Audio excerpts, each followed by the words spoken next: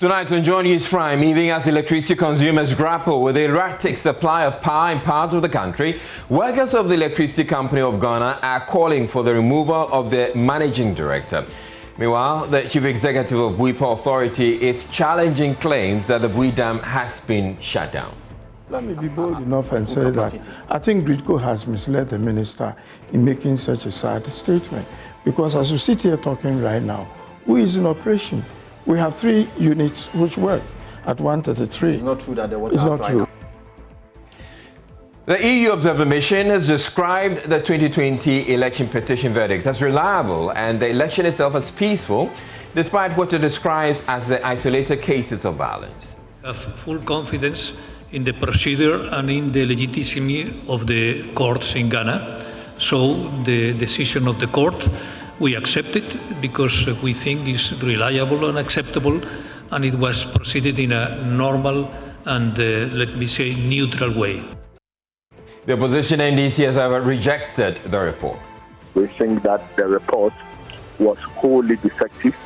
It didn't report actually what happened during the elections. We have since rejected the report. Some residents of the refugee camp at Bujumbura say the tag giving the community as a crime haven is exaggerated. There are criminals in Kasua, criminals in Accra, criminals in Ashama, criminals in Fete. But the way Bujumbura name is going, we are not happy as the leaders of the Liberian peoples here. In business, government caution against ignoring signs and facts as IMF projects the country's debt stock to hit 81.5% of GDP by the end of this year. If we continue to underestimate and put things in footnotes only to be adjusted, we would one day wake up to realize that we have a debt that is higher. Former Finance Minister Setekwe will be elaborating his position. Also in the bulletin, the Ministry of Environment, Science, Technology and Innovation has launched the Africa Environmental Health and Pollution Management Program to curb the harmful effects of mercury on the environment. It is seeking to manage our environment, especially with regard to mercury. And then, of course, e-waste has also become a problem. It comes even as a professor of applied geology is proposing a non-toxic gold leaching agent that can be used by miners in place of mercury. We'll tell you all about this. My name is Israel and Joy News Prime is coming to you live from our Father for Studios at Kokomlimli here in Accra on your digital terrestrial TV, because we're free to air and also on DSTV channel 421 and GoTV channel 144. This is the home of independent, fearless, credible and impactful journalism. Do stay tuned.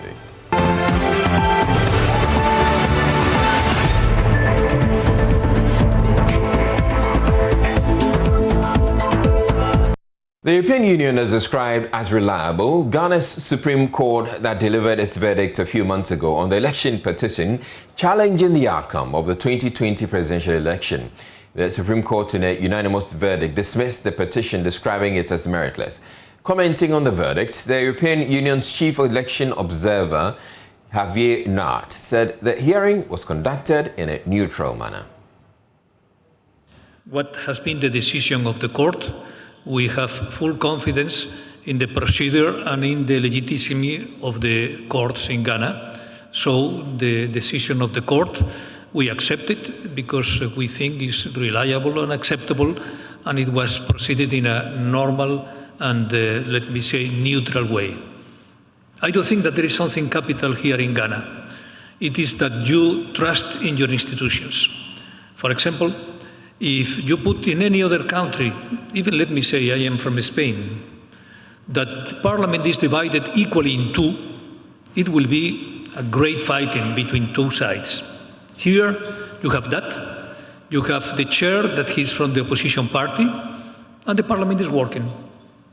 And so the institutions are respected, and when the institutions are respected, the country is a solid country, a stable country, and a democratic country, and I do think you are. The EU Observer Mission added that in spite of the isolated cases of violence that resulted in a number of deaths, the election was peaceful. Of course, there were 5 people that were killed, and it is not good news at all. But when you see the general outcome of the elections, they were produced in a very, very peaceful way. For example, you have something that is vigilantes. Vigilantism didn't appear at the elections. Could be, and it happened, this and that. But when you see a general situation, to focus in this disgrace, 5 people killed, is not the general situation. That's why we stressed that the elections were reliable, were credible, and proceed in a peaceful way, apart of those 5 disgraces and some cases of violence, but a very minor one. Ghana is very, very big, and millions of people. So 5 tragedies, it doesn't mean the tragedy of Ghana. It is 5 tragedies indeed. But since 1992 that Ghana have been having these successive elections, this is the first time that this number of people are dying at the polls. And so even the NDC minority in parliament are calling for a probe, official probe of parliament to unravel the circumstances behind the situation. This is absolutely important to establish what happened, but at the same time, to establish what is the meaning of vigilantism. Because, frankly speaking, everybody knows that vigilantes exist. But have you seen any party recognizing that they have their own vigilantes? So they come from Mars? You have to address it. The European Union also reiterated its stance that the 2020 election was free and fair and competitive, although it added that the election was characterized by abuse of incumbency, misuse of state resources, and vote buying. The process successfully met a range of international standards. Voters participated freely in large numbers, and the overall conduct of voting was assessed positively in 95% of the polling stations observed, almost 400 polling stations. However, shortcomings already identified by previous European Union election observation missions remain. These include the misuse of state resources for elections purposes, the abuse of incumbency, vote buying, and unregulated campaign finances. The report contains 18 recommendations covering these and other areas of the electoral process. Among the 18 recommendations proposed in the report, the European Union Election Observation Mission has identified 8 as priorities. First, procedure for presiding officers, returning officers, and regional coalition officers to be stipulated on how to proceed in cases of irregularities during the counting and coalition process, including overvoting, mismatched reconciliation, incomplete and wrongly filled in result forms. Second, the Electoral Commission to publish on its website detailed polling station results for all elections, as well as detailed results from all levels of coalition, well before the deadline for filing petitions against results. Enact and implement, this is the third, enact and implement an affirmative action law, installing at least a 30% quota of women in governance and decision-making positions, with a progressive increase to a full parity of 50%. It requires political parties to adopt party quotas to promote women's participation in politics. Fourth, adopt a law on campaign expenditure and finance to enhance the overall transparency and accountability of political finance. The law to include establishing disclosure requirements of incomes and expenses for parties and candidates, and limits on expenditure and donations, including foreign-kind donations. Introduce effective oversight, sanctions, and enforcement mechanisms that include a timely publication of all campaign finance reports, including online. Fifth, introduce an effective sanctioning mechanism against the misuse of state resources, including administrative and security apparatus, during the election period. The National Democratic Congress is, however, challenging the EU Observer Missions report. Deputy General Secretary Peter Otukono says the report cannot be accurate. So far, we have just received the EU report. We just had a meeting with them, and we didn't mince words at all. We think that the report was wholly defective. It didn't report actually what happened during the elections. We have since rejected the report and requested that if it is possible, they should make the necessary addendums to reflect what really happened during the elections. How can the EU report on election 2020 and will not recount how 8 innocent citizens lost their lives during the election? How can the EU report on 2020 elections and will not mention all the brutal attacks by state officials, state security officials that were openly seen on social media, on TV, with videos in such a report? We think that the report is very, very defective. In other news, the managing director of the Electricity Company of Ghana, Kwame Agyemang-Budu, is said to have met the board Tuesday of allegations leveled against him by senior and junior staff of the company. The workers are calling for his head over issues of mismanagement and lack of vision, saying his continued stay would only collapse the electricity distribution company. The resolutions come at a time when the country is experiencing major challenges in the power sector. The workers arrived at a number of resolutions at a National Executive Committee meeting Friday. Now, joining us is Justice Beidou, who has been going through the resolutions presented by the workers, and he joins me now live. Now, Justice, you've been going through the resolutions reached by the workers. What exactly are their issues and why are they asking that the MD is made to go?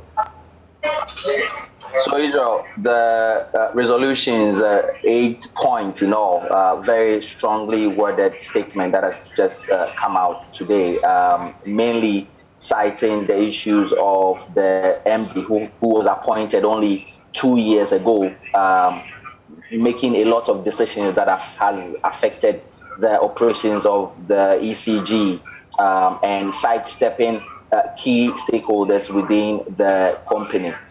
They allege that Mr. Budu, who was appointed in 2019, has given out a lot of contract from the company without following due process. A lot of their procurement processes have been sidestepped. They allege also, for example, that there has been a lot of procurement process breaches under his supervision. A clear example was the award of contract of some 6 substations where recommendations of the evaluation committee was sidestepped and awarded to other companies who are not taking part in the procurement process. They also allege, for example, that the managing director lacks the appreciation of the duties of his role and has grossly been deficient when it comes to matters relating to administration and corporate governance. For example, they raise issues of some ECG staff who have been grossly transferred from places like Swedru, where the company has operations, to Peve without recourse to the HR structures within the ECG and many others. They also make very wild allegations, including the fact that the payment or into the Provident Fund of staff of ECG, totaling about 70 million cedis as of March 2021, haven't gone into the account that they are supposed to go into. So, as I said, there are about 8 strongly worded points on which the union is asking that Mr. Budu Kumsin, Mr. Kwame Agyemang-Budu be fired because of all of these allegations that they've made in this statement that's released today, Joe. Have they given any date by which time they expect him to be shown the exit? They are saying that they are asking and giving notice by Friday, April 23rd, 2021. If action has not been taken on this, they will be advising themselves. But as you did indicate, that this is coming at a time when the country is going through a serious power crisis, and it only goes to raise questions as to how this would then affect the already difficult situation that we are having in the power sector. Are they suggesting in any way that the presence of the MD is contributing to all the challenges that's been experienced in the sector? Yes, exactly. So they raise issues as to how, for example, how his decisions and indecisions is contributing to the company's losses, and for example, how these losses then go to add up to the pressure on the company to deliver. And a company that is already making losses and not being able to raise enough money then loses money and is unable to deliver the result that is expected of it. All right, thank you very much, Justice Baidu, giving us an update from the workers of ECG. Bui Power authorities, meanwhile, described as sad and misleading claims that the facility has been shut down. The director of systems operations at Gridco Macban at a news conference last week cited the shutdown as a result of the low water level as one of the challenges affecting power supply. These outages are going to affect only Accra, I repeat, only Accra and Winneba. It is not nationwide. Pokuase, the 330 came from Abuaze. We are diverting it to Pokuase. And in order for you to divert it, you have to disconnect the 330 kV network. Otherwise, somebody will burn to death. So that is why it's going to happen. So in Kaswa, we are going to connect the existing lines from Cape Coast and Winneba, connect it to the Kaswa substation and continue to Accra. In order to do that, you have to take those lines off and it will affect supply. So that is why we'll be coming to Accraians and Winnebans and say that these are the outages that are going to happen. It will affect you for a duration, and because by the time we will come out, we will know exactly the amounts and the duration. We would want to would want to inform those who will be affected how it will be done so that they can plan their lives. The chief executive also of the 400 megawatts Bui Hydro Dam, Fred Owari, exclusively tells my colleague Elton Brobe the dam is up and running and has never been shut down despite the low level of water. Let me be bold enough and say that I think Gridco has misled the minister in making such a sad statement, because as we sit here talking right now, Bui is in operation. We have 3 units which work at 133. It's not true that the water is not right true. now. It's not. That water has gone down without any doubt whatsoever. But this is not an unforeseen act.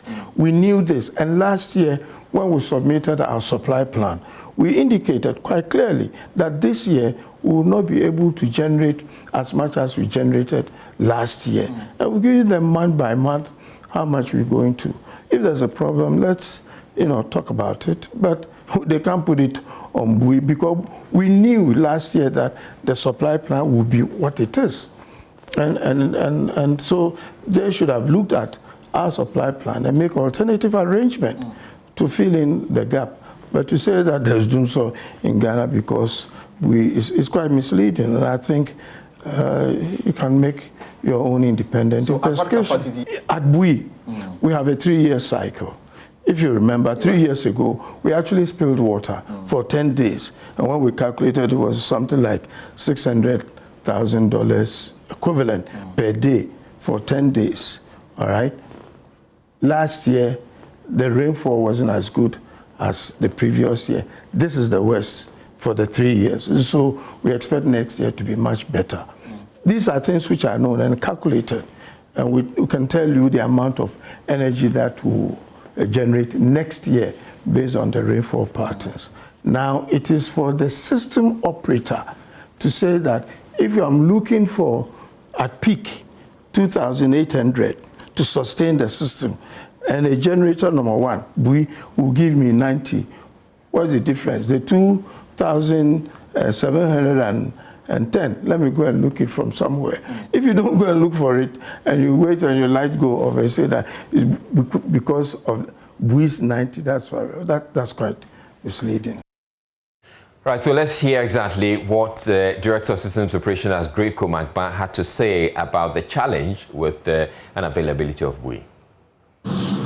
Currently, as I'm talking to you now, we have had to shut down the Bui plant because of the low water level in the dam.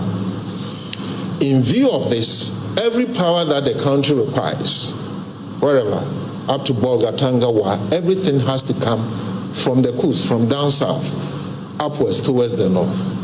Kumasi happens to be the major central point within the system, heavy load. By the time the power gets to Kumasi, the voltage is so low. Okay, when voltages are low, you switch on your lights, it's almost dim.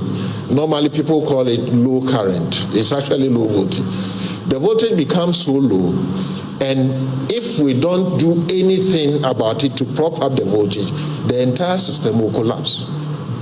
So it happens that during the evenings, peak hours, when the voltages are so low, sometimes we've resorted to taking off some feeders, particularly in Kumasi, in order to prop up the voltages. Now, some young men who live in a part of the refugee camp at Budubrum, Kaswa, have described as exaggerated claims that it is a haven for criminals. The community has in recent years been blamed for most of the crimes reported in and around Kaswa, having hosted persons displaced by war in Liberia for many years. Though the residents in the camp admit that some inhabitants have sometimes contracted to commit crimes, the leadership has always reported such incidents that come to their attention to the police. Maxwell Agbagba spent the day there and has more in this report as part of our series highlighting the insecurity situation in Kaswa.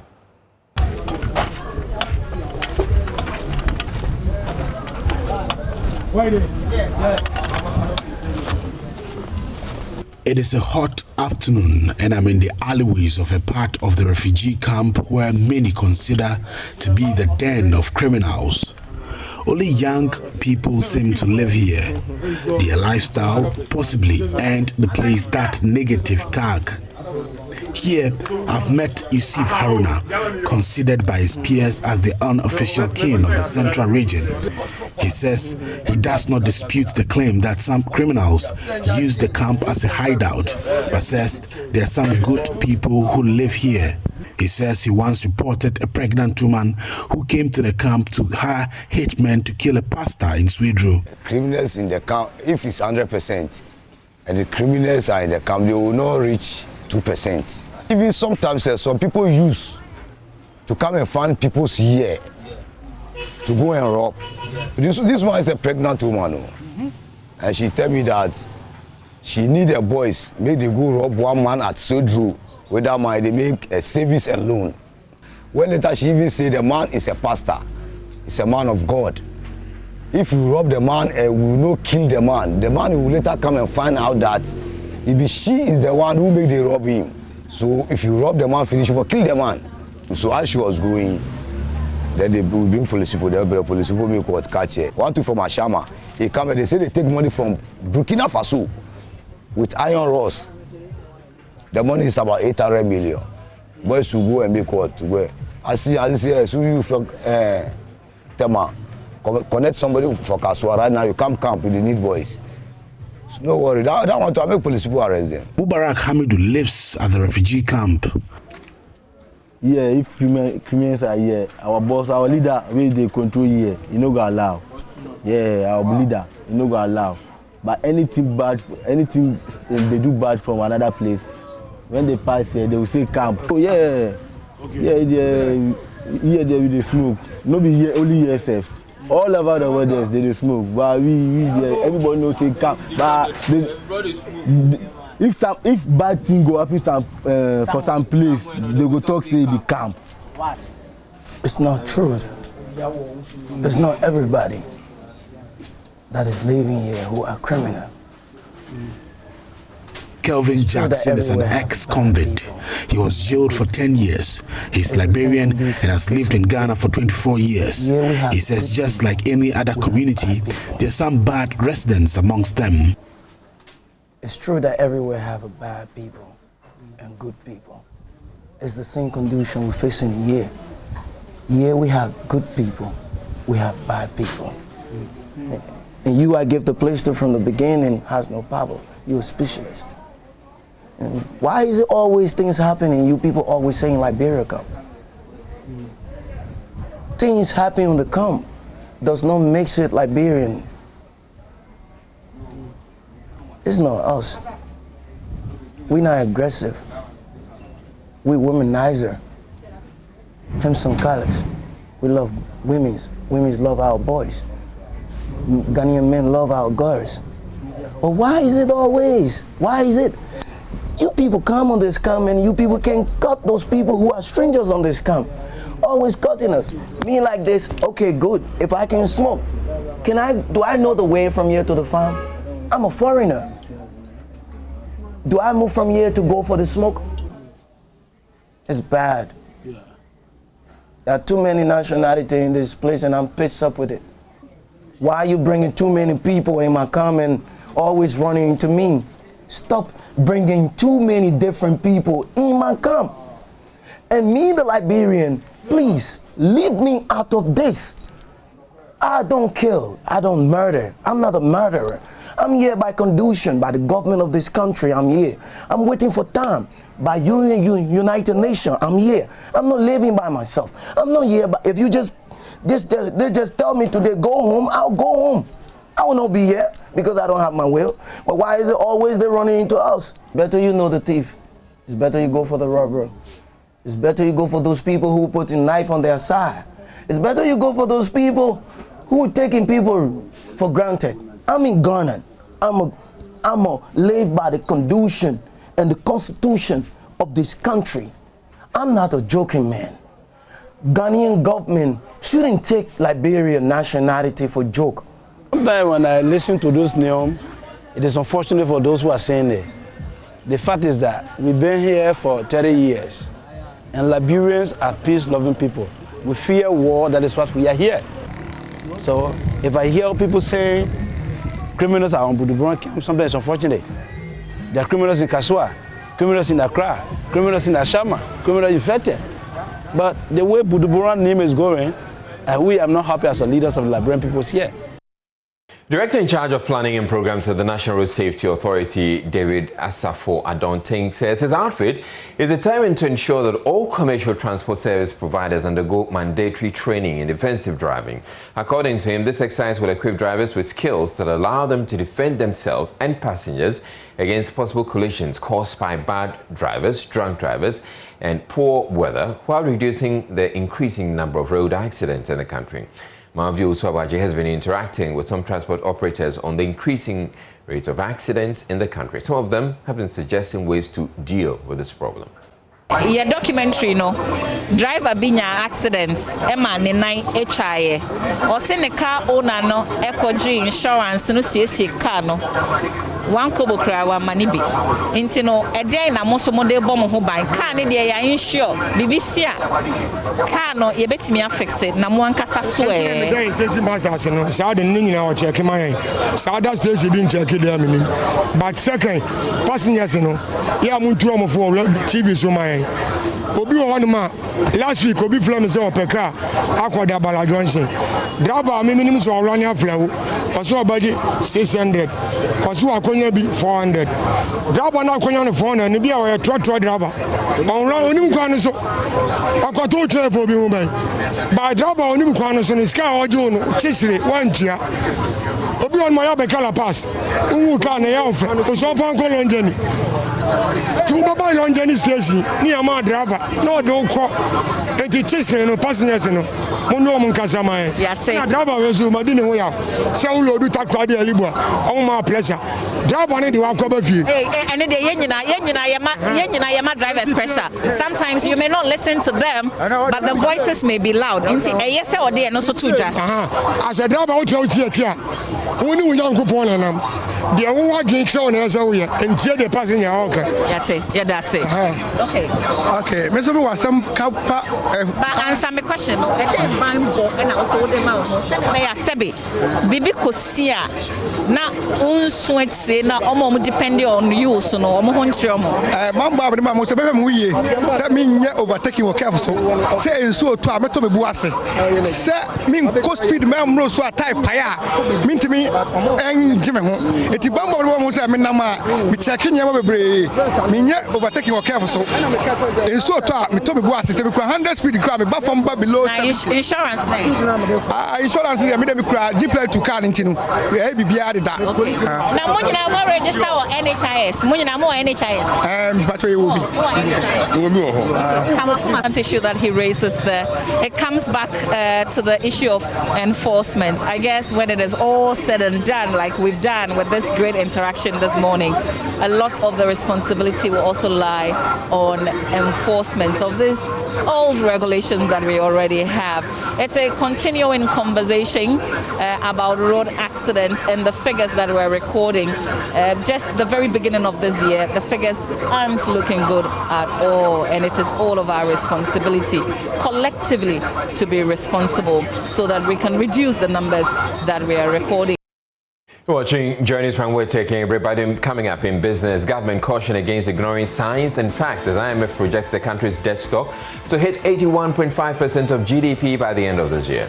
If we continue to underestimate and put things in footnotes only to be adjusted, we would one day wake up to realize that we have a debt that is higher.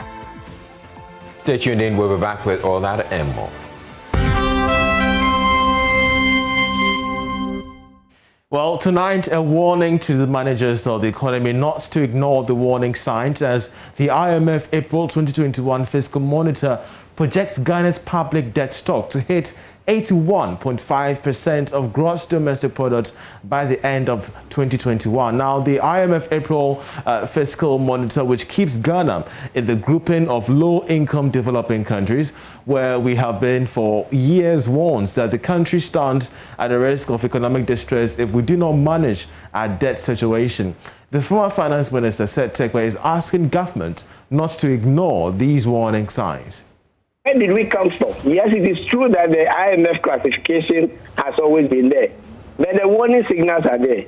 Let me make 2 points quickly. First, we have come from 57%. That is, even if you allow for the end March exchange rate that was used to calculate the 2016, debt, 57% to 80% plus.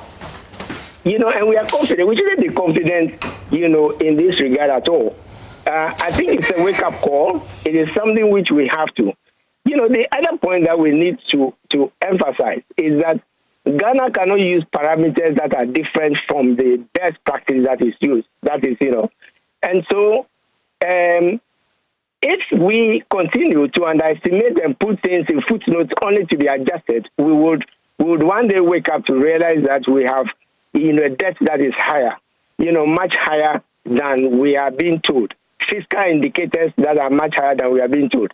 Now, the other point I'd like to make is that, yes, COVID has had an impact, and we should not underestimate it.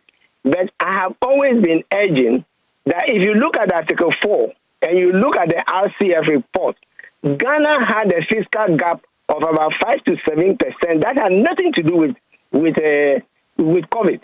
In fact, at the time we had told the World Bank, the IMPASSE and the World Bank, when we got a $1 billion, dollar facility, that the gap on account of COVID was only 2.3%, 2 to 2.3%. So if you added a 2.3% to the 4.5% that the government projected, that is about 7%. So what accounted for the adjustment in the fiscal, in the media review to 11% and 13%. Economist Professor Peter Korte is urging governments to focus on economic recovery and invest in productive sector of the economy. Fiscal figures is being within acceptable limits. That is why we even try to stay within the threshold, the fiscal responsibility threshold and the like. Not to say that our revenue GDP ratio has not been the best, although still higher than some African countries. We still have room for improvement. But for COVID, I think if you compare it, you realize 2020 and 2029, if you compare these two periods as well as 2021, you will see some deterioration in our fiscal figures. Even our GDP growth has not been the best. But it's picking up. I think we should focus more on recovery, post-COVID recovery strategies. How do we move back to our pre-COVID era in terms of investing in the critical sectors? All right. If we had this is the time to spend. This is the time to spend in our productive areas so that we can recover quickly from the recession we went into as a result of COVID. Away from that, players in the tech space in Ghana are upbeat following an announcement by Twitter CEO Jack Patrick Dorsey that Ghana will be the hub of its Africa operations. And of course, in relation to that, President Akufo-Addo has thanked Twitter for opening the doors and giving much more of a development push to the tech space in the country. Founder of AmeoDebra.com and techman Ameo Debra has been reacting to this news. Well, I think we've seen over the years how impactful Twitter has been in the social media space. We can tell it's quite different from the other two main platforms like Instagram and Facebook. Exactly. It's good. It's been a good platform for us to for people to find information, what is happening, and its ability to let people be in the trends and know what is trending is something that still puts that platform ahead and separates it from what the rest look like or operate within. So to have them be physically present in Ghana, it is something that is good. I think it should bring about more access. When you have a complaint to make, maybe now there's a better channel to go through. When you want to do advertising, there's a better way to go through, because Twitter advertising has not been the easiest. Unlike Instagram, Facebook, where anybody can just put up their debit card or whatever and key in and use targeting on Twitter. It has on those platforms. Twitter hasn't been so easy. Wow. So their presence in this space perhaps would eliminate some of those difficulties with which users face when they need these interactions with Twitter. That's how we end business. Sports is up next.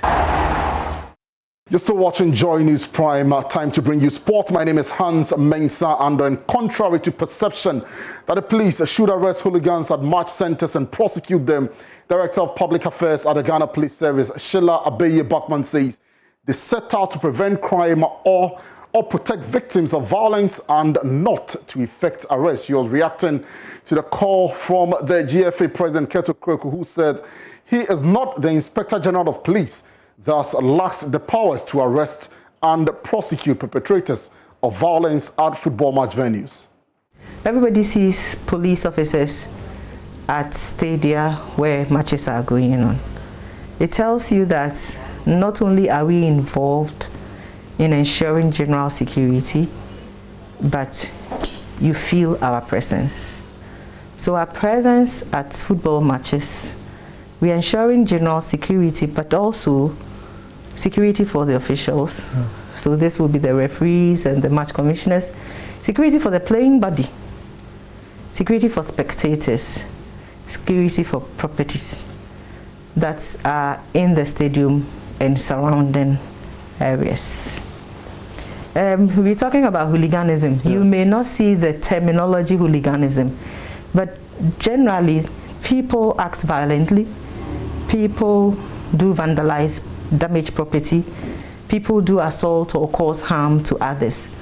And these are the things that you're looking for, because these are the things that our laws criminalize and give us the authority to arrest, to investigate, and prosecute. Yes. Exactly. So nobody should hide under the guise of hooliganism not being in our criminal laws to perpetuate or commit crime and think that the person will go scot-free. At what point would the police say spectator A or B or group A or group B have gone overboard and they will need to face the full rigors of the law? When we go with the mentality of protecting these subjects that I mentioned, and often prepare ourselves with right and control disposition. And we are witnessing a trend of Division 1 players moving to the Ghana Premier League and becoming key players for their respective teams. My colleague Oreku Ampofo profiles 5 players who have made a jump in division and impressed so far in the league.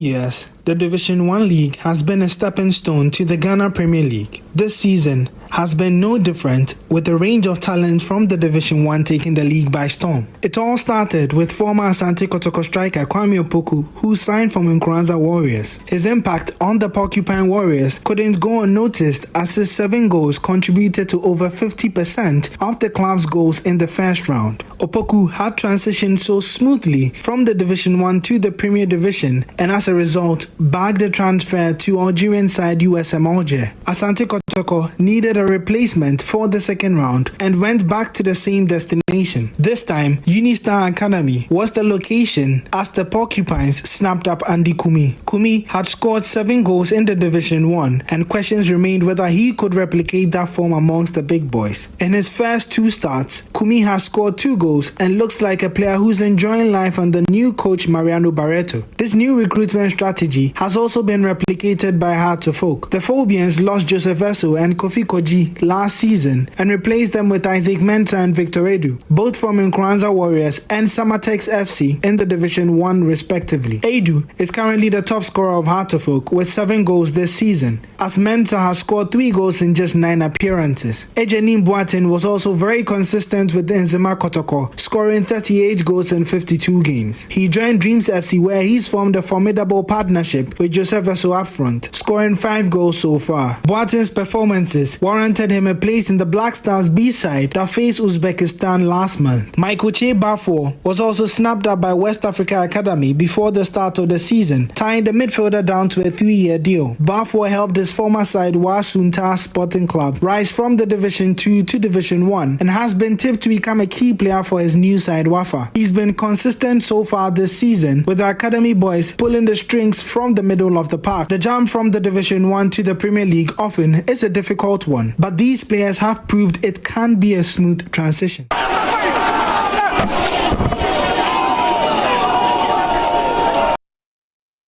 This installment will bring you more later in the bulletin. My name is Hans Mensando.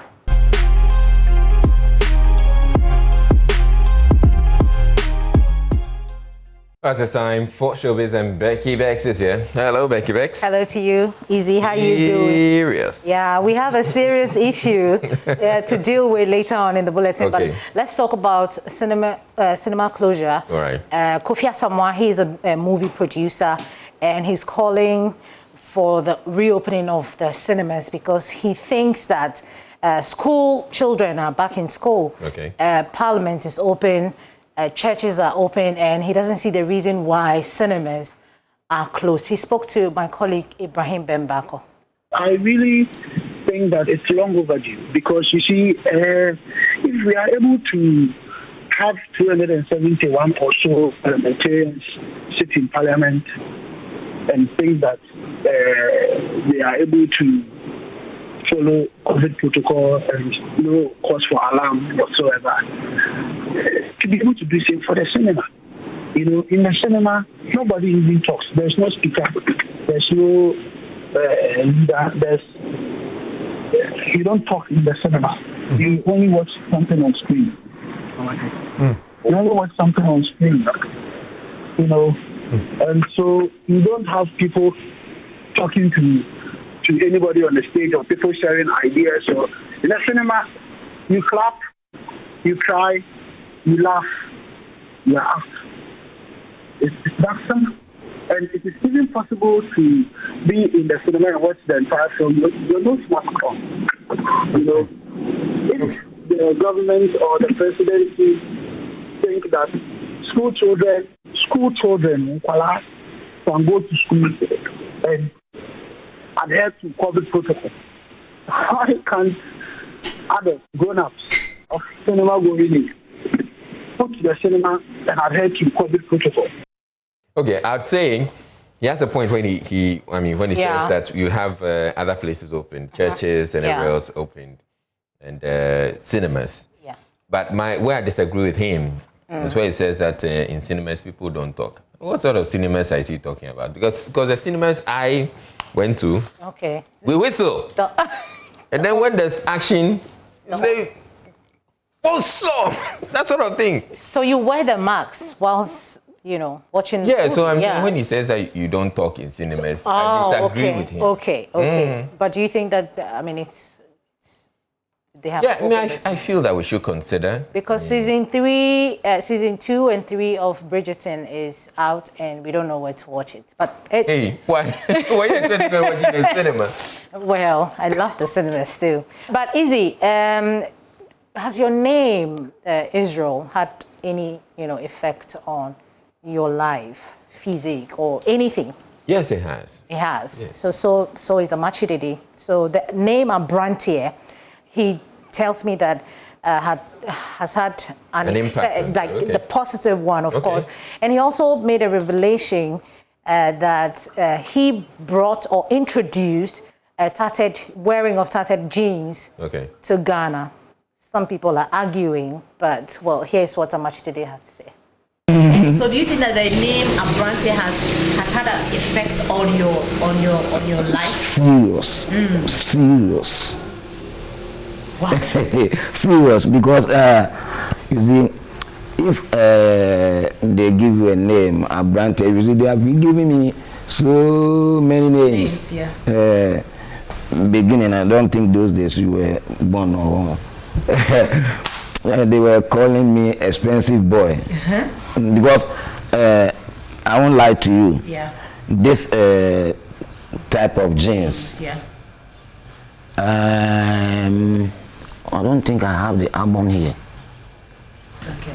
I can tell you that if not me, or if not I'm the first person to bring it to Ghana, then maybe I must be too old. You see, I use it for this my album, Debbie, This type of jeans. Yes, those days. Okay. Yeah. It's coming back. Yeah, but now it's coming back. And the young ones. So you see, if you want to maintain your name, you must always spend on it. The reason why they call you nothing comes easy. Yeah. So I always, dress like how everybody is dressing. Abrantier. Well, he's an extremely popular person. Yeah. So if he says, and people, look up to him as a role model. So if you wore tattered jeans, he's an influencer. Which was actually an album cover. He used it for one of his album covers, that particular jeans. And he's saying that he introduced it. Who are you? Who am I? To challenge him. But anyway, but he also concedes that, well, if not the first person, maybe, he might be the second person. Second or third. Yeah. So, right. Rock. Thank you very much for you're bringing us sucking me. That's so sad. You're back again tomorrow. Okay, yeah, I'll be back tomorrow. All right. Okay, thank you very much, Becky Beck, for bringing us Showbiz. That'll be all for those of you watching on Joy Prime. But let's get on to my Joy Online now and see what the stories that are trending. Osafo Mafo appointed senior presidential advisor to Akufo-Addo. And Twitter begins hiring as it sets up operations in Ghana. ASEP uncovers massive illegal electricity connections costing the state 1.3 million cedis annually. And Gridco misled Energy Minister, with power plant still in operation. That's Fred Oware. And Ablakwa's resignation from Appointments Committee should have come with an apology. That's the General Secretary of the NDC, Johnson Yesidu Nkete. We're taking a break. We have more news coming your way. Stay tuned in.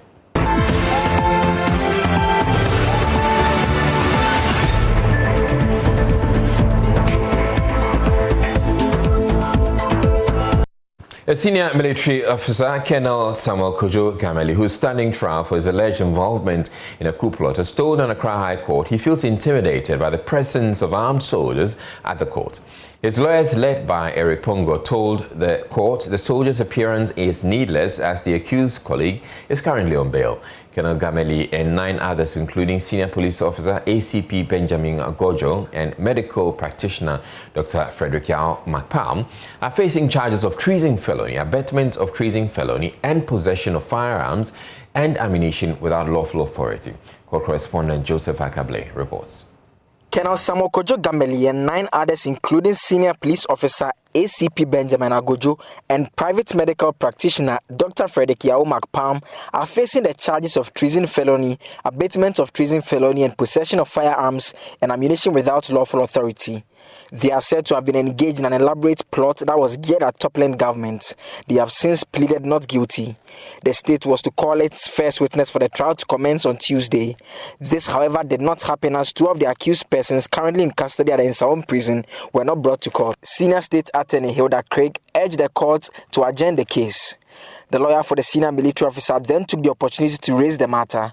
He said his client feels intimidated by the soldiers who show up in court and follow him around. A lawyer at the Ghana Armed Forces squadron leader Sandra Edusanana Ajiman told the court it was part of the military protocol for such a senior officer to be accompanied.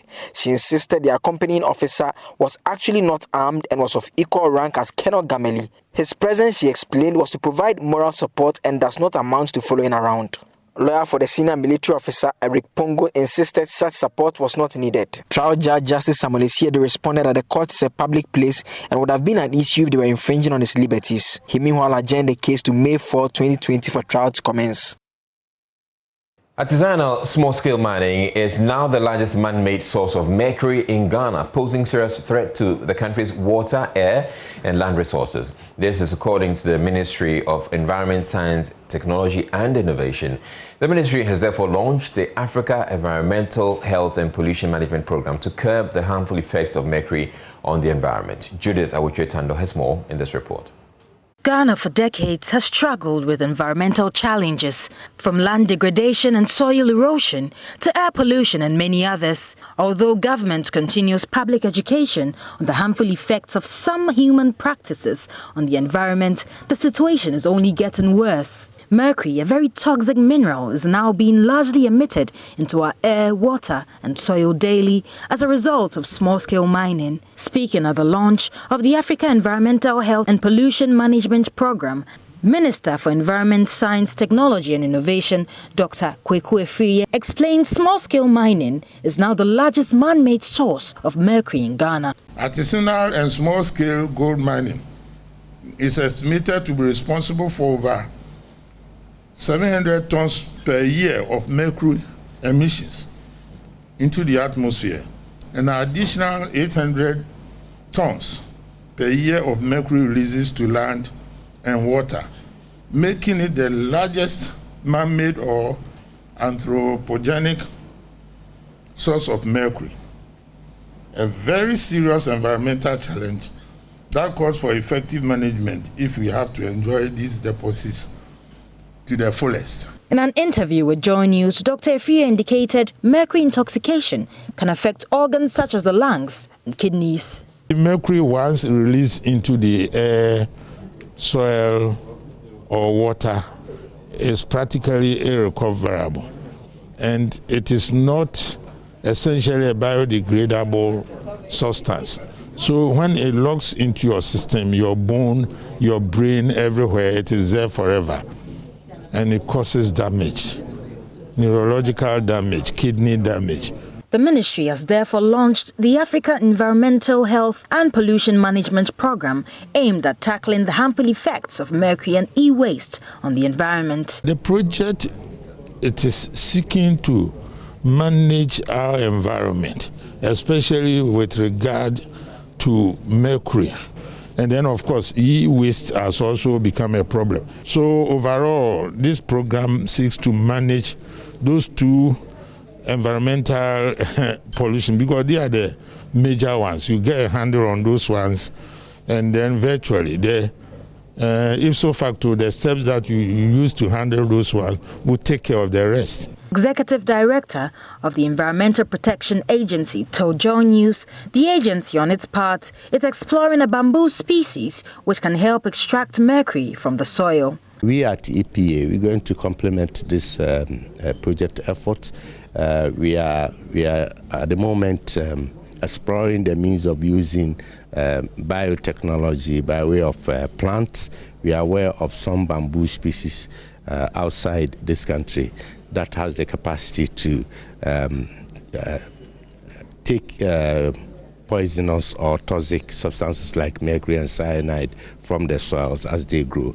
So very soon we're going to integrate the approaches as to solving the challenges of mercury. As government makes calculated efforts to curb environmental pollution in Ghana, it is incumbent on citizens to play their part in ensuring the environment is safe. Judith Awotretando, Joy News.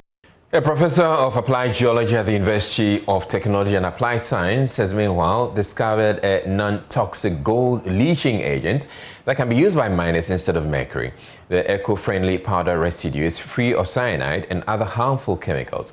Professor Emmanuel Ahin believes the gold leaching agent, technically known as CHMCFX100, could be the solution to mercury pollution in the mining industry. He's been addressing stakeholders and miners at Amansia West in the Shanti region. Join News' Mahmoud Mohamed Noordin has more. Experts say mercury contamination is a significant public health and environmental problem. Research conducted in Wa East and Ahafo areas suggests farmlands are becoming infertile due to mercury residues in the soil. Evidence from Professor Emmanuel Ahin's research suggests that mercury is responsible for reduction of the activity of living organisms in soils. But what is important for us to know about the spread of this chemical, which is toxic to our health and also kills the microbes in the soils which affect the agricultural works that we do, is after they've gone through the amalgamation process, that is adding the mercury to the ore, okay, they can only get the gold out by heating. And through that process of heating, okay, the mercury is converted to methyl mercury, which is a gas and gets into the atmosphere. An estimated 37% of global mercury emission is attributed to artisanal and small-scale gold mining. The effects of mercury emissions extend well beyond a mine's catchment. It enters the atmosphere when it is sprayed and returns to the ground in rain. So, whilst in the atmosphere, they get back into the soils, into the waters when it rains, or it comes as a residue at some point in time.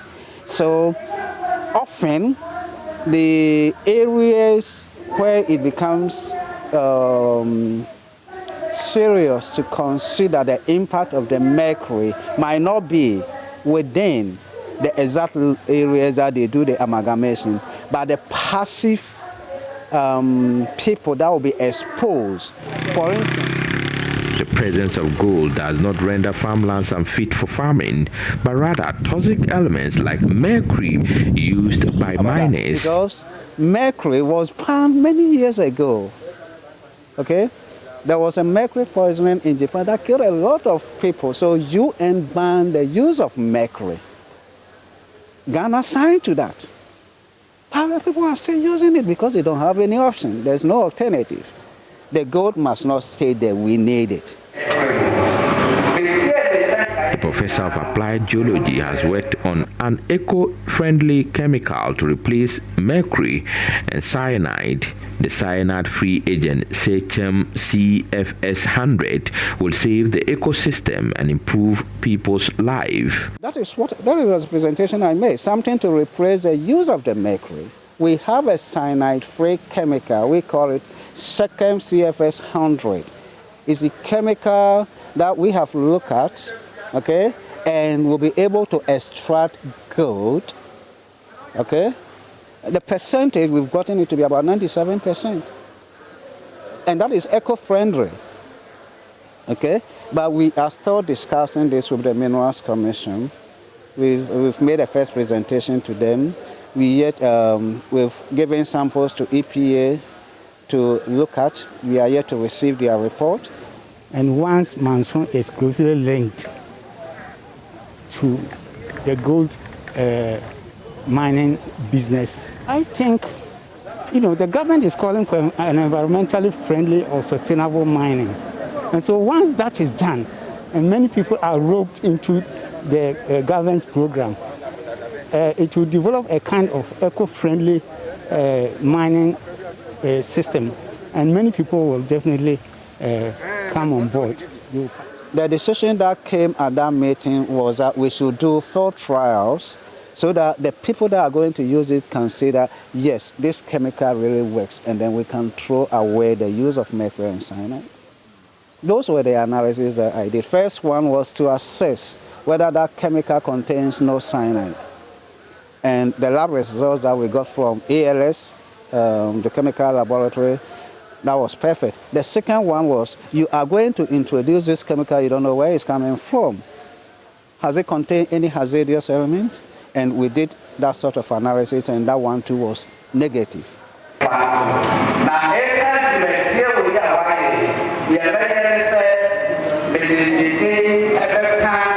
A report by Mohammed Nuruddin.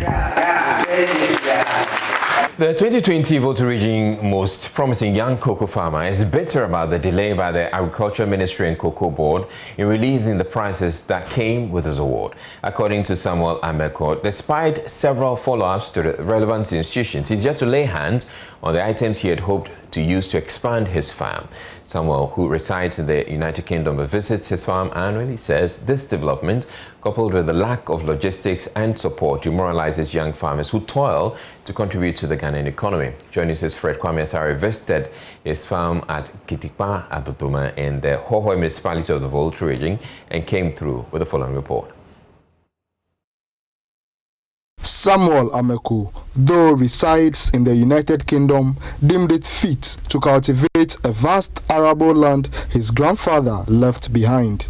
The 42-year-old took a giant step in 2010 and started cultivating cocoa on 10 acres of the land in Kitikpa Abudume on the banks of River Dine, which laid barren. Samuel, who works in the UK as a propping and jacking technician, devoted his time to the farm, not only to make gains, but to serve as a motivation for youth in the Hohoi municipality. I come back to Ghana every 3 times in a year. That was on the initial stages when I started the farm, because my heart, my passion was into this project. So I will go to the UK and then return within the next 2-3 months.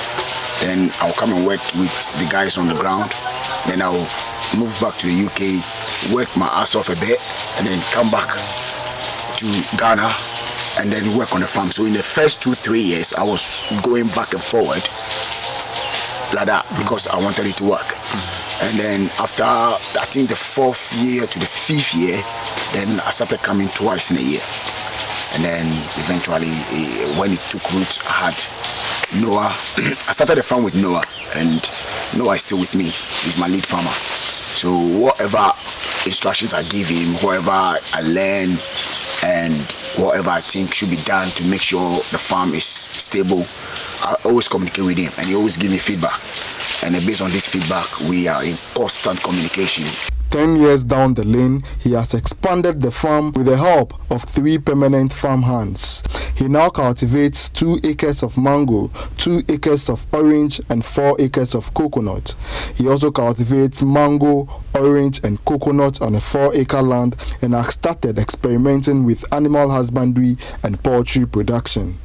On average, Samuel harvests about 2 tons of cocoa beans at the end of the farming season, but believes he would be able to increase yield if provided with the requisite inputs. He, however, expressed grief at how some clerks schemed to exploit poor cocoa farmers in the area. The worst part is, you go through all these challenges and then you get the beans. You go to the cocoa purchasing clerks, and what they do is they adjust the scale to the point where a year ago I got cocoa and sent to the cocoa where they buy the cocoa class to buy my cocoa beans. I was there when my farmer brought me what we sold, and I said this cannot be right, because the work I do back in the UK, I work with weights. So as at the time we took the cocoa from here to the purchasing clerk, I know the kind of weight we've got. So coming back and giving me some kind of money in my pocket, I thought, no, this is not right. So this has been adjusted to about 10 kilograms. That is just going to somebody's pocket. After all this hard work, I went to the deputy manager, I complained to him, and the clerk was called. They interviewed him, they asked him, and he was trying to lie all over.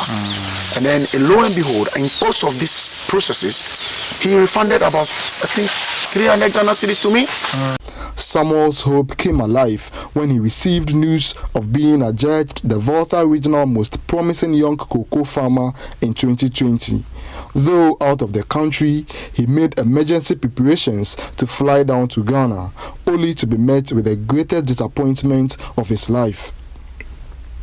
7 months after attending the 36th glamorous award ceremony in Techiman, Samuel is yet to receive his award items. Could you believe, since the 5th of November we left Techiman up to date? When you call this person said the equipment this person will have procured this, have not procured that. And to cut a long story short, what they are telling us is at the time we were selected for the awards, there was no procurement whatsoever for us with the incentives. And that because of the creation of the new regions, Volta region was subdivided into 2. Hence, some of hence what we are supposed to receive is not ready yet. That's what they told us. So they need to go through procurement processes in order to get these things to us. Barbara Aiti, who also cultivates 6 acres of cocoa in Likpe, was adjudged the Volta Regional Best Most Enterprising Female Cocoa Farmer. Just like Samuel, Barbara tells me several visits to the offices of the Ministry of Agriculture and Cocoa Board to receive her items proved futile. These awardees and others are hoping the authorities would act on their plea and ensure the items are released to enable them to expand their farms to increase their profit margins. Fred Kwame Asari, Joy News, Kitikpa, Abudume. Well, Public Affairs Manager of Cocoa Board, Fifi Boafo, joins us via Zoom. Thank you very much for making time to speak with us. Now, is there any reason these 2 people haven't received their prizes since they won, several months ago?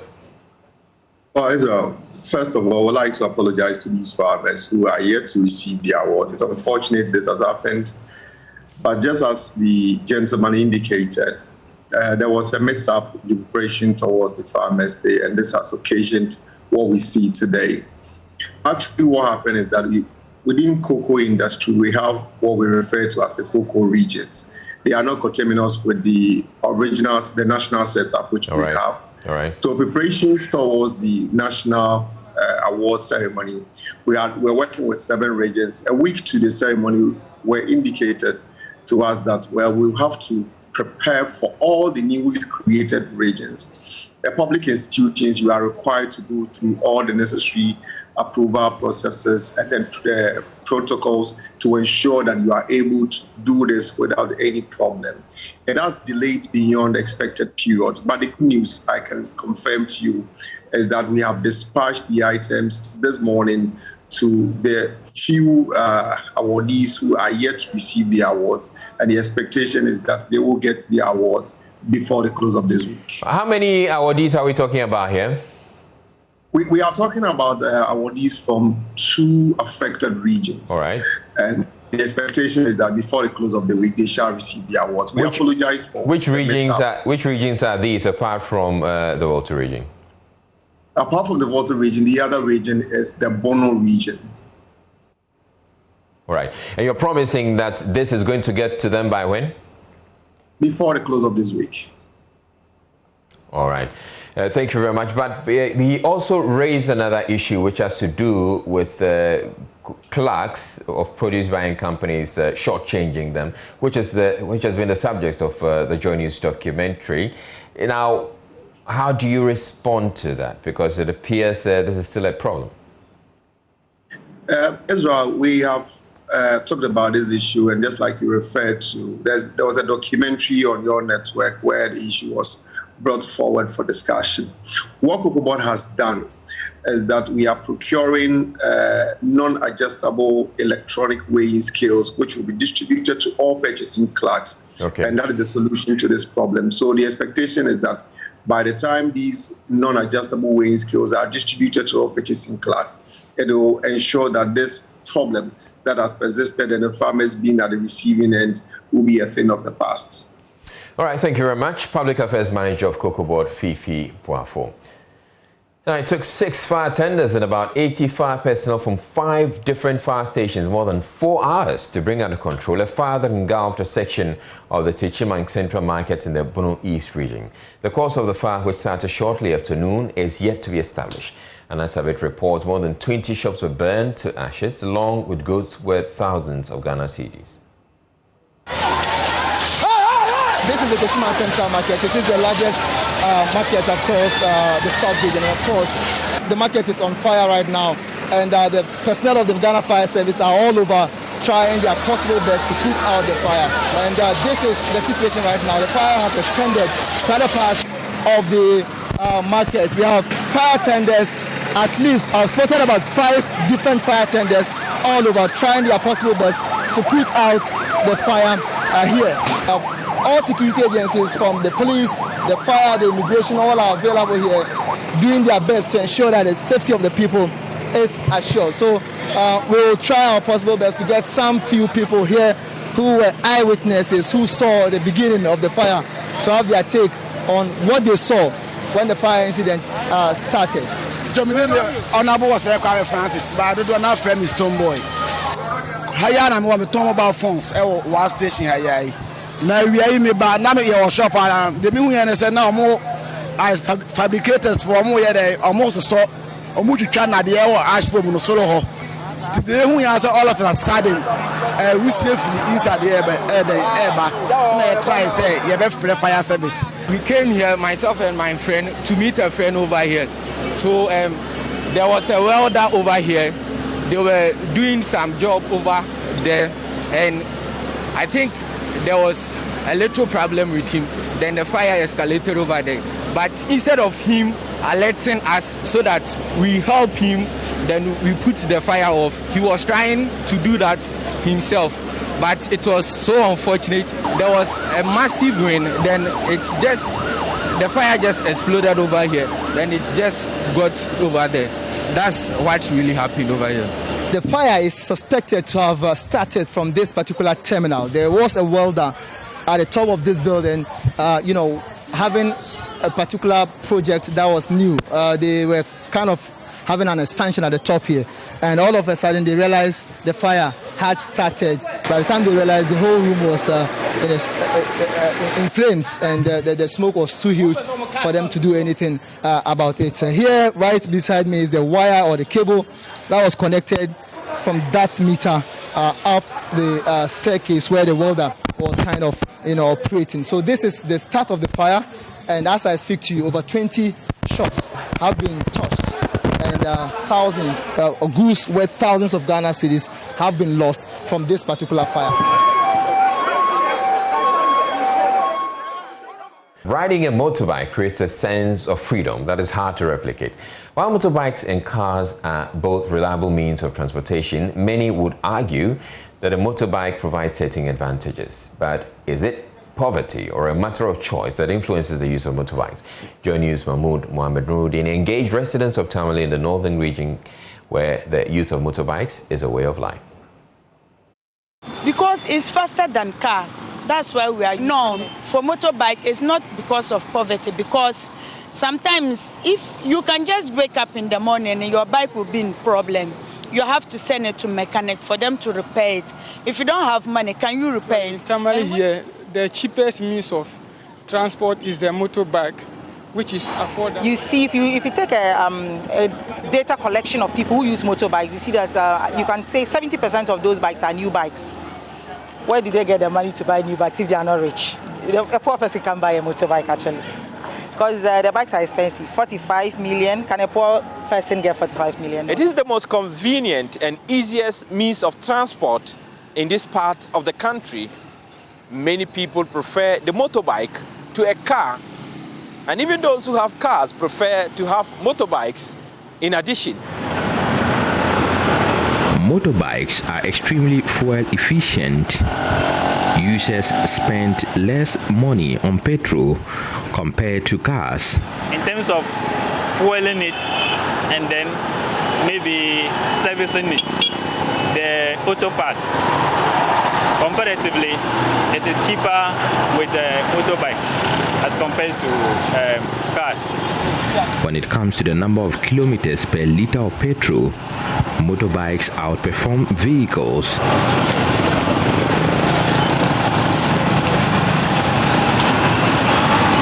Riding a bike requires much more focus and concentration.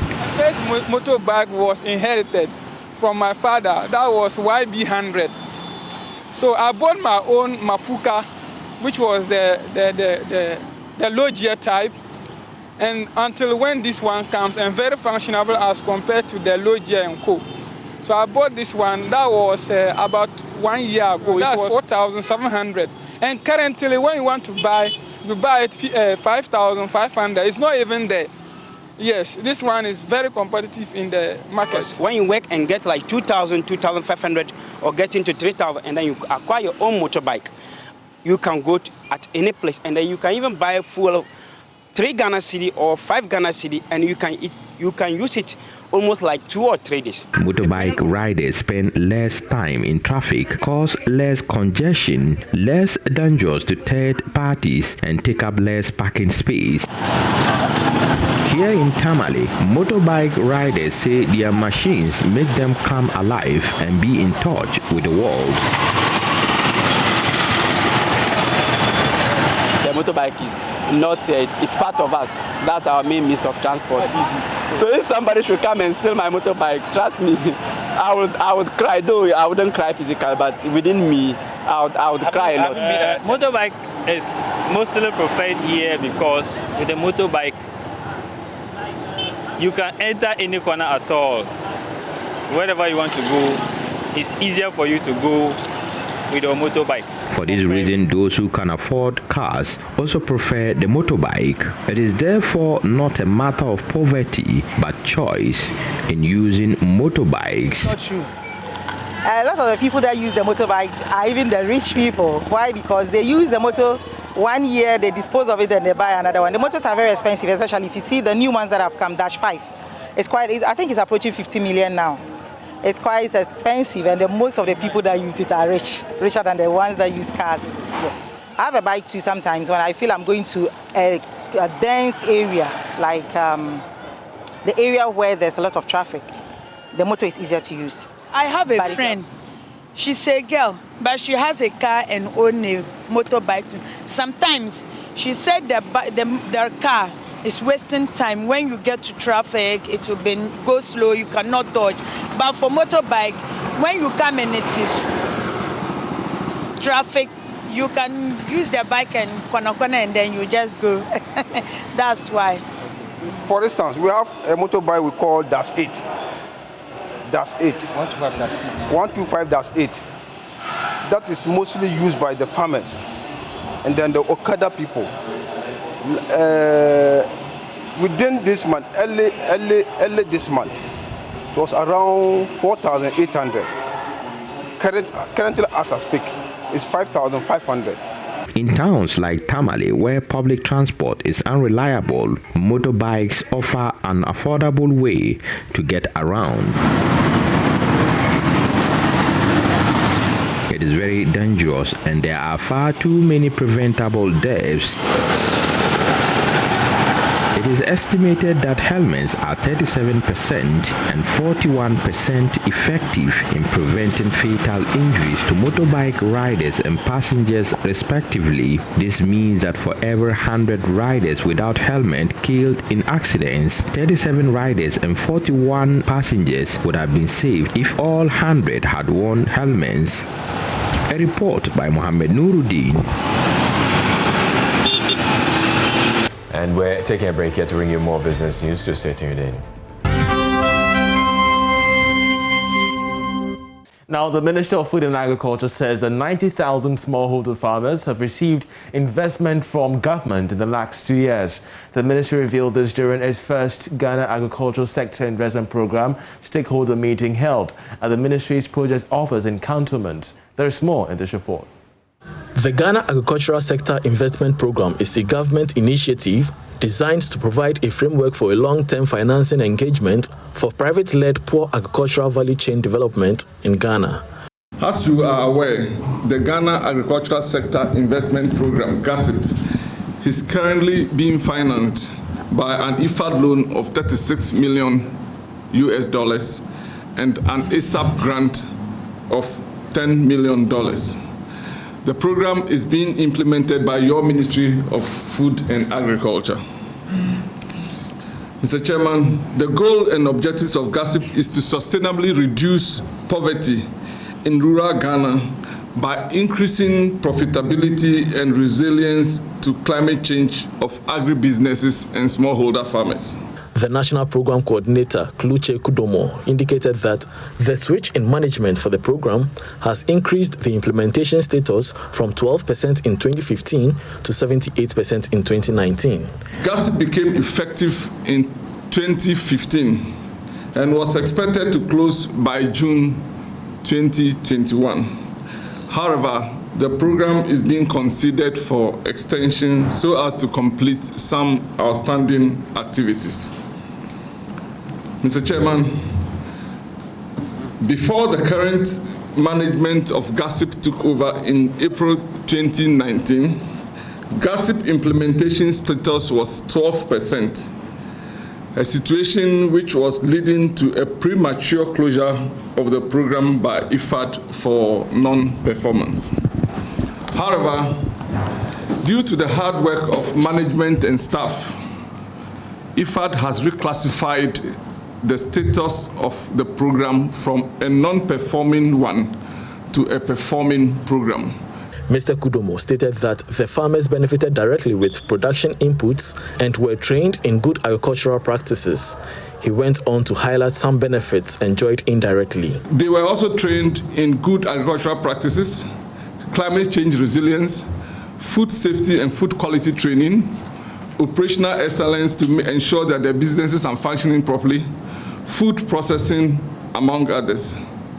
In terms of equipment and machinery, 28 tractors, 600 power tillers, and small handheld rice harvesters were distributed to selected farmer-based organizations across the country. GASIP also invested heavily in rural infrastructure. We provided access routes that link farmers to markets.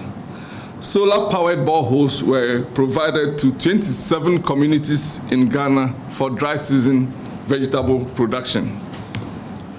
12 weather stations were installed to provide accurate and timely weather information to farmers. The ministry further revealed that the success of the investment program has led to the development of a new program, livelihood and productivity enhancement of smallholder farmers worth $105 million. GASIP has demonstrated that when given more resources, the program will execute more activities that will cause a catalytic transformation among smallholder farmers in this country. In this regard, IFAD, MOFA, and other partners have developed a concept note for a new program, Livelihood and Productivity Enhancement of Smallholder Farmers, christened Prosper. Now, the National Food Buffer Stock Company has debunked claims of substituting eggs with mackerel imported from China. According to the CEO, Hanan Abdul-Wahab, the company does not supply eggs to schools, hence the allegations are not substantial. This comes on the back of a post on Facebook authored by the Executive Director of the Africa Education Watch, Kofi Asare, inferring that senior high schools are not buying eggs because government has contracted a Chinese company making mackerel. There have not been any point in our supply process or regime that we have substituted egg for mackerel. Egg and mackerel have been part of the food items that goes to the school since the inception of the free education program, except that mackerel is non-perishable, egg is perishable. Mackerel is supplied by buffer stock, egg is supplied by the heads of the schools. Government hasn't done any importation of Chinese mackerel, and besides that, even if there's any importation, do we produce mackerel here? That we will be faulted for not purchasing mackerel here locally. In any case, for us, we issue licenses to our suppliers and indicate quality specification of what we need, especially with the ones that come outside the country. It can also be the case that what the gentleman reported is nationwide. It cannot be the case because he has asserted that yes, he limited his research to some schools in Ashanti region. Hanan Abdul-Wahab revealed that every product supplied to the senior high schools will have an inscription to prevent diversion of state funds. We have sanctioned that. We are aware of that. That is also another way of preventing diversion of state funds because it shouldn't be sold in the market. We know over the years headmasters have been doing well to help us protect, but some few individuals have proven that we cannot trust them. He further stated that his outfit has addressed the issue of food shortage in the senior high schools. So far, there's no any issue about lack of food or shortage of food in the schools. Our suppliers have done so well. We have engaged the teacher union. All the unions, we have met them to address the issue. We have identified the problem, and currently all those food items that are difficult to. Now, formalization of women-led businesses and entrepreneurship is a pillar to ensuring that the African Continental Free Trade Agreement era becomes successful. To this end, the Chief Executive of the Ghana Enterprise Agency, Kosi Yankee-Aya, is calling on African leaders and private sector players to sponsor regulations that seek to support women businesses on the continent. She was speaking at a capacity building workshop for women traders in the ECOWAS sub-region. And of course, we have more in this report. The Continental Free Trade Agreement is set to benefit women more since the continent has a higher number of women traders and businesses. Even before the protocol on women in trade will be concluded, Ghana is making efforts to get many women-led businesses and entrepreneurs become successful under the deal. According to the Chief Executive of the Ghana Enterprise Agency, Kosi Yankee-Aya, private sector players have a role to play in supporting women entrepreneurs. For us in Ghana, we have embraced fully this partnership between government and the private sector to ensure that maximum benefit is derived from AFTAC. We believe that the benefits to be derived under AFTAC will not happen until it is properly and effectively implemented. And to highlight again, inclusive implementation. Accordingly, government has undertaken a series of public sensitizations and workshops across the length and breadth of the nation to update the private sector on the implementation of the AFTAC protocols and the operational requirements for effective trading in the market. The AFTAC is a major tool to transform African economies, and this transformation could be accelerated if women and gender issues are made central and incorporated in national AFTAC strategy documents for implementation. In our collective desire to leave no one behind, I wish to use this opportunity to appeal to the private sector and development partners to support the great efforts of our women entrepreneurs. The event by the United Nations Development Programme and ECOWAS Trade Commission aims to guide participants on market entry into the free trade area.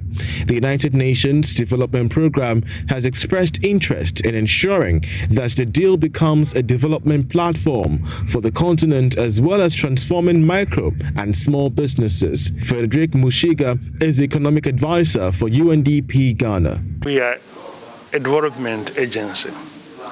Our interest in AFTA is not because of trade, but because of what trade brings to development and what development brings to trade.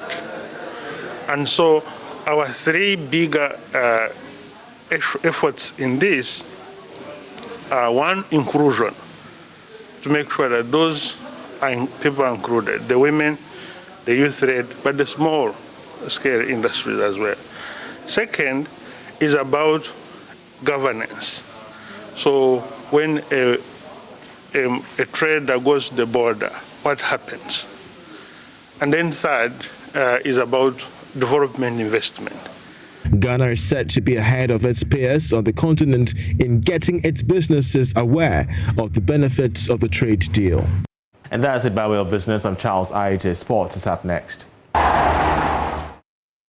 Many thanks for staying with us here on Joy News Prime in time to bring you what remains of sports for this bulletin. And the president of the Ghana Football Association, Keto Kweku, has rejected claims that players invited to national teams earned their place because of their affiliation to him.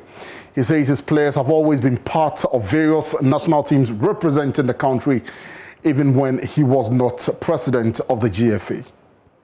So when I sit back and I hear stories, it's at times I'm happy. So he's your friend? If he's not my friend, then he's not a friend of the Football Association. He's our friend. In multimedia, we have a culture that says we don't have to be friends to get the job done. So that is probably what you are doing. No, I mean we are friends. There's nothing wrong. Do you trust CK Akono's judgment as Black Stars coach? If we don't, he will not be there. Do you trust him? If we don't, he will not be there. Do you subject his collapse to editing? Collapse for all national teams go through processes, and these people must understand. Gone were those days where one person will wake up one day and there's a collapse. It will never happen again. So when the coach and his team would work with the Technical Directorate to pick up a squad. And if they are convinced about the squad, they need to go and convince the management committee of the team about the squad. Finally, there would always be a meeting. Some I may attend, or any other person that I pick to attend. And when we have a consensus, the squad is announced by the head trainer. This is a system that is administered everywhere in the world, not in Ghana. There's nowhere that one single individual makes collapse. So, yes or no question. Do you impose players on CK Akono? Nobody imposes players on CK Akono. You have not imposed any players? Nobody. So what we heard about CK telling my colleague journalists that certain players in this last Black Stars call-up were not there because of him? Okay. So I have not heard CK speak to this, and I doubt CK will say to anybody that somebody is imposing players, because nobody imposes players on Charles Akono. Okay. We will not hear anywhere. Let me repeat myself again. Yes.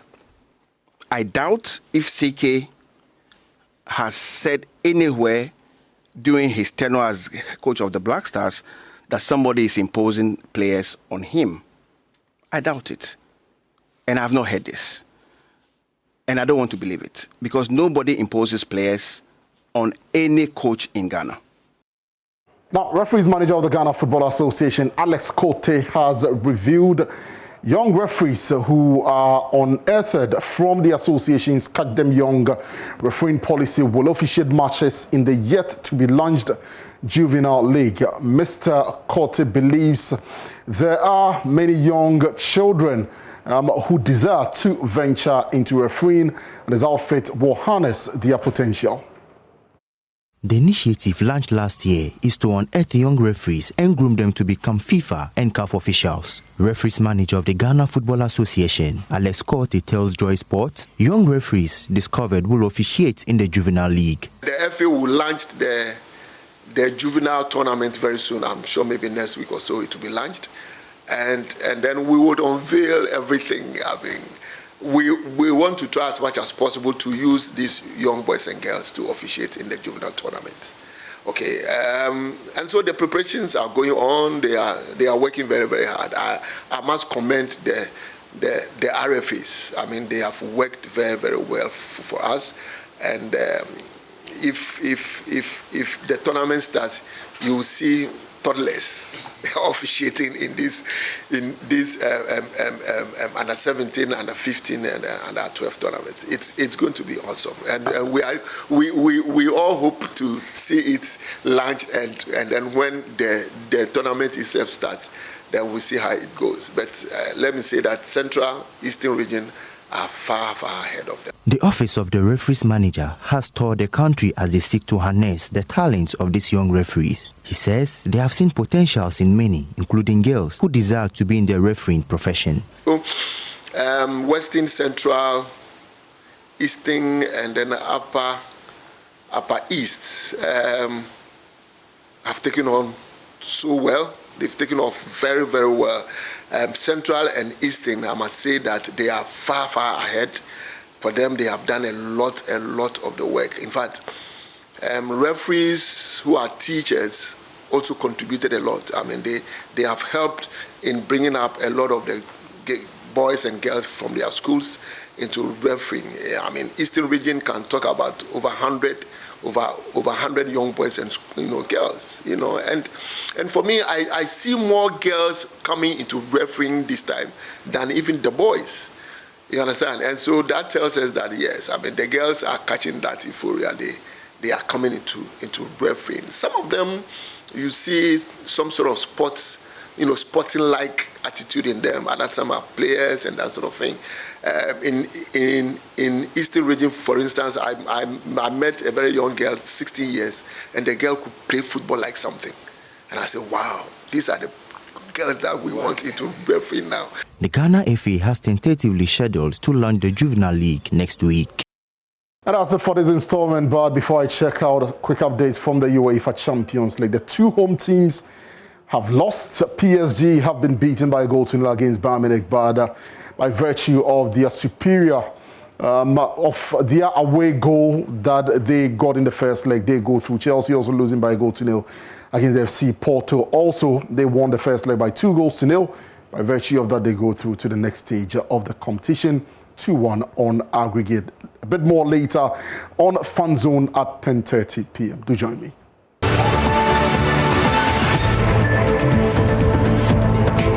Right, and that'll be it for the bulletin for this evening. I'm Israelite. Thank you very much for watching. You have a good night.